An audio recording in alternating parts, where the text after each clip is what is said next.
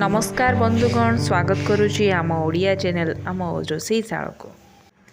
आज आम सहज उपाय बनैबा बैगण भर्ता। बैगण भर्तार लगुवा सामग्री गुड़ी को आपण देखि दियंतु।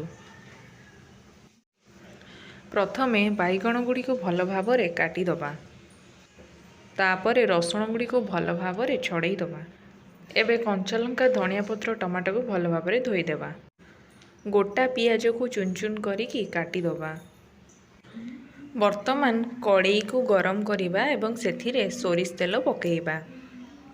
किछि समय छाड़ी देला परे सोरिष तेल गरम होई जिवो एवं सेथिरे काटी रखिथिबा बैगण गुडी को पकेइबा।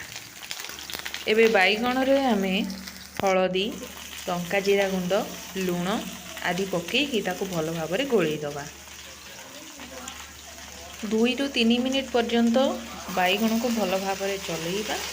बैगण सहित लंका जीरा गुंड, हळदी, लूण भल भाबरे मिसी गला परे घोड़नी रे ताको 5 ରୁ 6 मिनिट पर्यंत ढांकी दबा।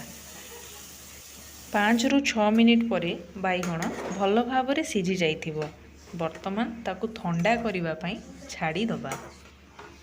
किछि समय परे बैगण भल भाबरे ठंडा होई गला परे ताको अलगा जगह को काढी दबा। वर्तमान काटी रखिथिबा टमाटो, रसुण, कंचा लंका सबको भल भाबरे चकुटी दबा एवं सेथिरे रखिथिबा बैगण, कंचा पियाज जो गुड़ाक चुन चुन करी काटा होइतिला ताको भल भाबरे गोळेइ दबा। एबे रेडी हो गला बैगण भर्ता। आशा करूची आपण मानकु वीडियोटी बहुत भल लागिथिबो। धन्यवाद।